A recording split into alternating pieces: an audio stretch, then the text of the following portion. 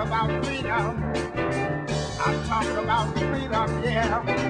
I'm talking about freedom. I'm talking about freedom, y'all. Freedom for you and me.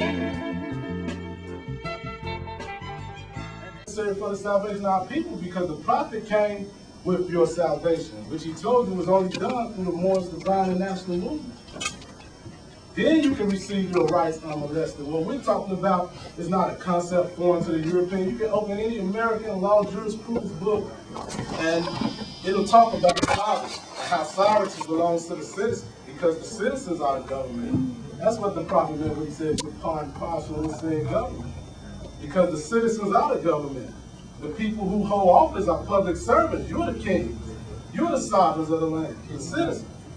The public servants, that's why they have the title public servant, because they got to represent you. They're representatives serving you. You're the sovereigns of the land. So this concept of sovereignty that Moors are so against, those are the people that's going to sell your babies into slavery because they haven't been exercising what the prophet brought. And the prophet, anytime you read any of his speeches, he's not talking about religion, he's talking about governmental principles. And that's what we teach. This is a divine and national movement. Double wing bird. You can't stop demonstrating the national side of the movement and say that this is strictly a religious movement, but you say nationality is the order of the day. Nationality don't have anything to do with religion. Because I can be a Muslim and not be a Moor. Right. I know a lot of Muslims that aren't Moors and don't profess to be. And we'll talk against Moors. That's a religious creed. That's not a nationality. So Muslim is one thing, and being a Moor is another thing. Right. So this is the concepts that we teach that people call sovereignty is nothing but your inalienable birthrights. And the prophet said, I came to teach nationality and birthrights. He separated the two, meaning nationality was one thing, then you had birthright. Right. Okay, I know I'm a Moor, that's my nationality. But tell me what's my birthright? What are my birthright? When we say that we have an inalienable right to travel, we're not going against what the law says, because as a Moor, we know what real law is, and we know that these statutes and codes do not govern the law. The Moors knew that back in the 1700s with the petition of the 73 Moors, when they demonstrated that in the court acts and regulated. And that's a granted privilege. They'll tell you when you're going to court. That's a privilege. Driving is a privilege. Okay, it's a privilege because I signed a contract. So what we're teaching are not against the principles that the prophet brought. We're standing for the principles. We're standing for enforcement of the Constitution. We just got courage enough for truth. And we're not afraid. And we're willing to sacrifice for what we believe in. And to make it better for our posterity that's coming after us. And we don't ask permission. What I look like going to a European asking permission, and I got my grand sheep right here. Right. What I got to go to a European for? This is my representative right here. He received this authority from Noble Drew Ali, who received this authority from Allah. We don't get no higher. We got a government and act. All right. So, and the issue with the Moorish flag, for the question about the dating of the Moorish flag, if you do your research, you'll find that when the prophet raised the Moorish flag, the red flag with the green 5-pointed star in the center, when he came on the scene, that flag wasn't flying in present day, the kingdom of Morocco, present day. And that's the kingdom, not the empire, because the empire reached all the way over here. This is the empire. That was part of the empire. But if you research the flag that they were flying the Spanish protectorate flag, which didn't look like that, or the French protectorate flag, it depended on what time period. And both at one time. So they didn't even know what the flag looked like until the prophet showed them. When the prophet raised the Moorish flag, they weren't flying that over there. They didn't know what it looked like. And the prophet retrieved it from these shoes. What was it doing on these shoes? My Uncle Peter's left one. So these are the principles that, and I can back up anything that we teach with law. The prophet said, go to those who know law. Anything we say, we got Supreme Court decisions to back up everything we say about the right to travel. Right. Anything that we say, the tax situation, all that. We got Supreme Court decisions that back it up. And there's no decisions hiding in Supreme Court decision on these issues within this government. So we're not lawbreakers anymore. We're law abiders. We're just holding them to a higher standard because they used to operate with 14th Amendment persons. And when we go in there, we let them know that we're not 14th Amendment persons. We're Moorish American. So you can't try us with the laws that's for the better ordering and governing the Negro. Because I'm not Negro, black, or colored. I'm a Moorish American. I have birthrights.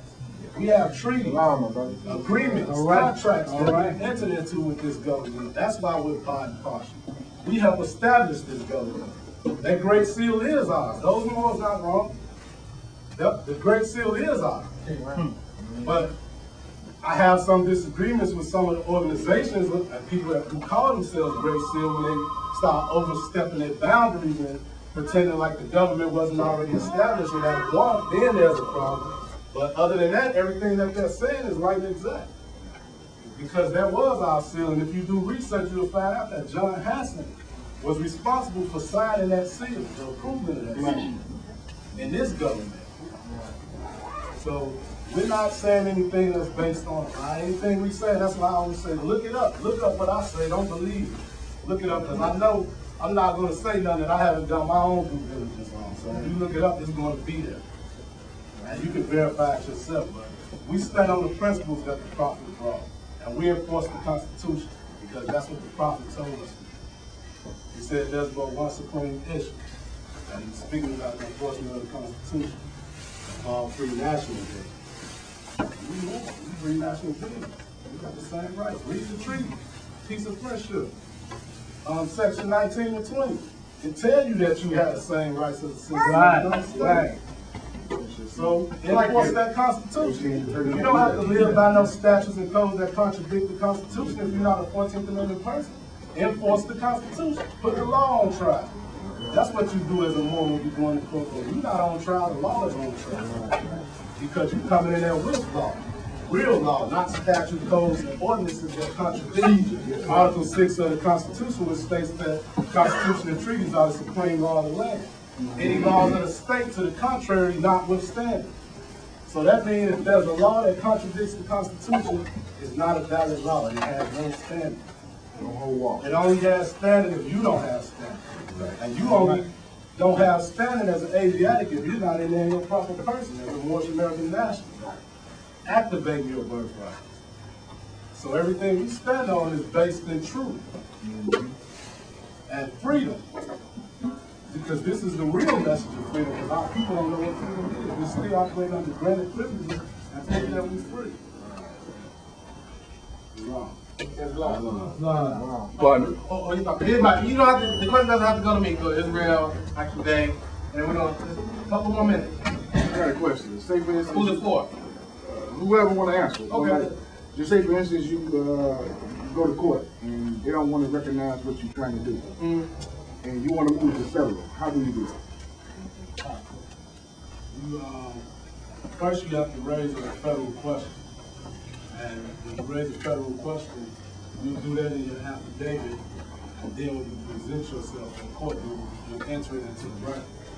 Okay. And the federal question deals with diversity of citizenship, constitutional issues, and treaties, and controversies in the amount of over $7,000. So you will raise the federal question by, first of all, you can show that the statute that they're trying to try you under is unconstitutional. Okay. And doesn't apply to you and your status. And also you have a treaty.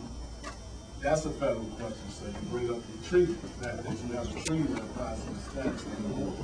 States can't deal with federal questions. So they automatically prevent it. That's what I'm trying to say. Right? Then you have to go to the federal court. Okay. And then you have to take that notice of removal back to the state court and file it. And then the federal court will give you a call, letting you know if the case has been accepted or not. And it costs a little finance. One more question, I'm moving y'all along. I'm talking about freedom.